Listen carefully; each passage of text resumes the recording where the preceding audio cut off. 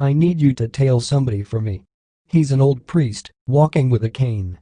He's leaving the institute right now. Yes, sir, we can see him. He got into an old pickup right in front of us. Let me know where he's going, and try to get as much information as possible about him.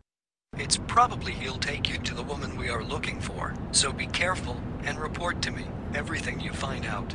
Yeah, sir, it will be done.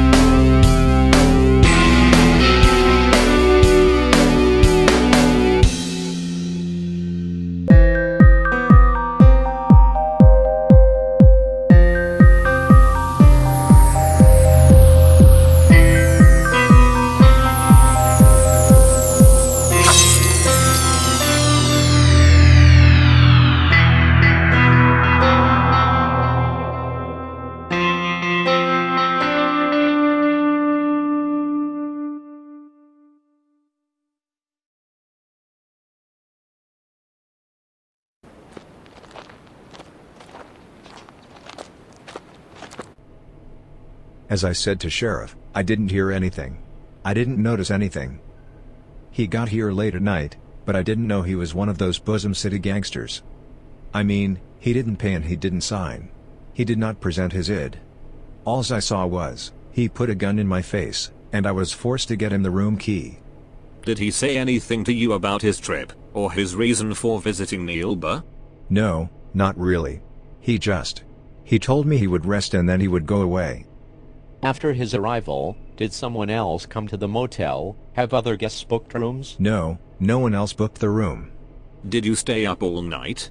Yes, this time I was. I don't understand. I am the only manager of the motel. In the morning, an employee of mine come and clean the rooms. Usually at night I sleep in the other room, next to the office, but I couldn't sleep last night. I was afraid of that man. He looked like a madman with bad intentions, and I haven't slept. So you've been up all night and you didn't hear anything unusual? That's right, yes.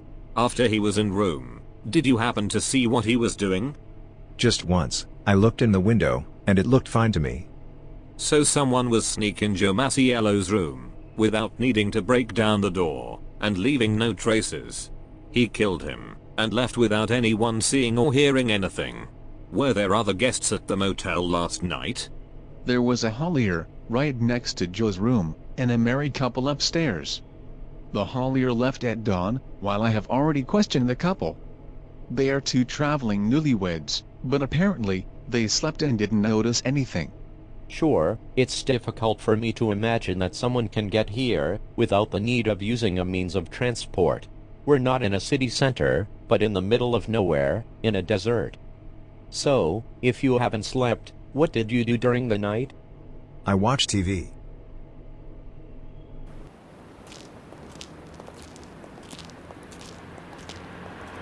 What can you tell us about that? Well, it looks like a crime similar to case that Detective Moore is dealing with. No trace, no sign of forced entry, and, as in that case, it seems that the head was cut off by a large axe. A powerful blade. The clean and strong cut, from above downward movements, and swash, blew his head on the floor. I think there's been a short circuit during the night, and it only affected the electronic devices in this room. Just a faulty wire? No. I'll have to look into that, but apparently, it could be caused by an excessive tension load. Well, the strange thing is that we've already checked the other rooms and offices, but it seems that the devices were damaged just here, in this room. Look, I need to go get a thing. I'll be right back.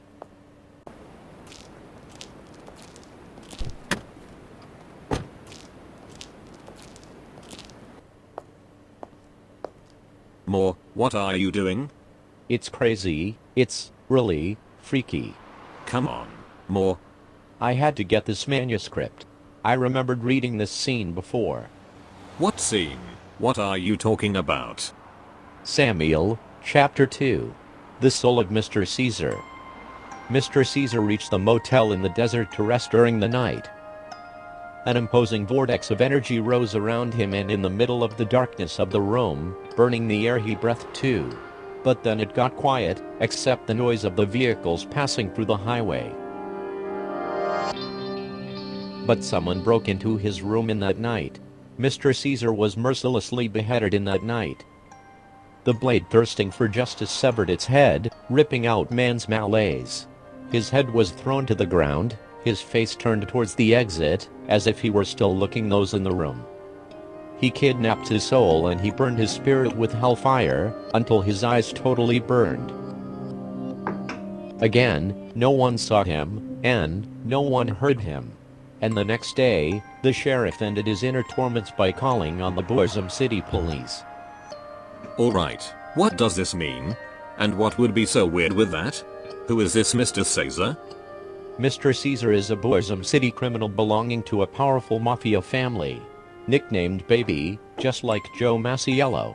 He didn't enjoy much consideration among Bosom's leaders, as his reputation was tainted by his bossy and childish behavior, just like Joe. He was hired by the crown to find and kill a woman who witnessed an important murder. Alright. But where the hell did that Mr. Caesar come from? It's taken from the second chapter of Albert Praed's novel. Once again, the similarity is rather weird. Yes, it's really weird. More? Read it again, that line. He kidnapped his soul and... He kidnapped his soul, and he burned his spirit with hellfire, until his eyes totally burned. It's truly unique, because his eyes were also burned. What? Does that mean the killer tortured him, burning his eyeballs? The autopsy will be able to clarify, but I don't know how. It seems an internal combustion. It seems that the eyes just was burning all by themselves. Oh, don't be silly, please. You may not believe me now, Commissioner, but the autopsy will confirm this. So, do you think these crimes are connected to that novel? It's a crazy coincidence, right? Well, bring Albert Praed to department. The time has come to speak with this writer personally.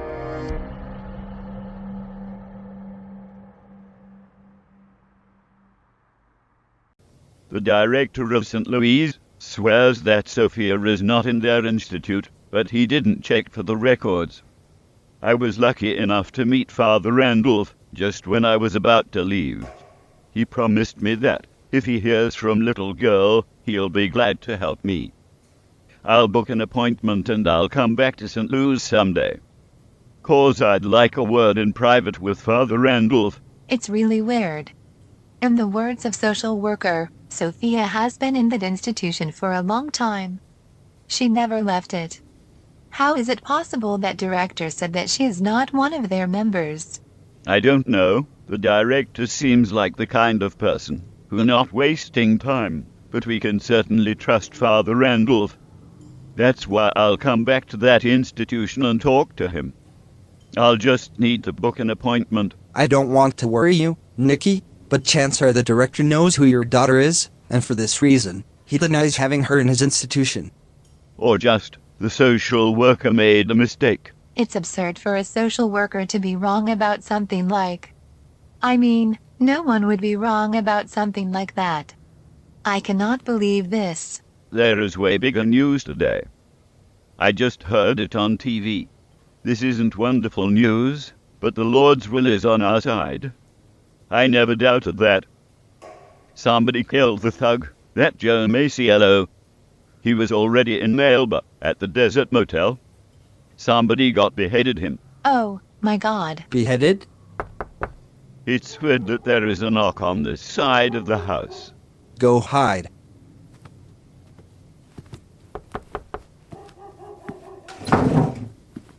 Who are you? Here's Joshua, Father Paulie.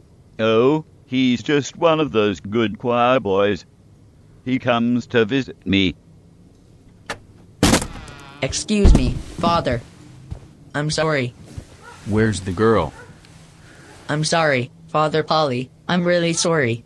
But they made me do it. They were going to kill me. I'm sorry, I had to do it. Where's the girl? Eh? I don't know what you mean. I heard her talking to you. So don't you get smart with me. I'll tell you about one last time. Where is the girl? There's no girl here. Go and find that whore. I'll keep these gentlemen company.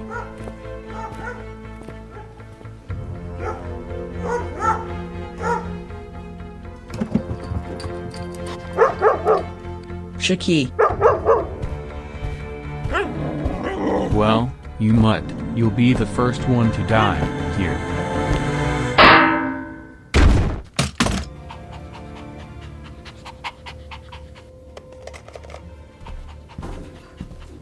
I couldn't get anybody. Get in to say something. These fuckers. What kind of pretty shit?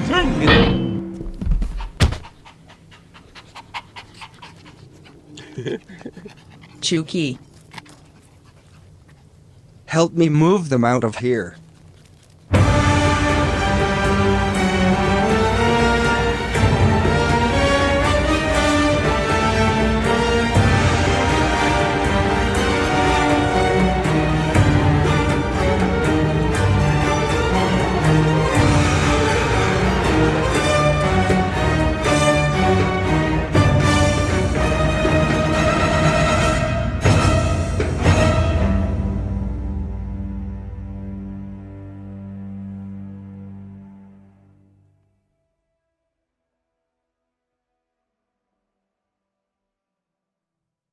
AEDA Editions.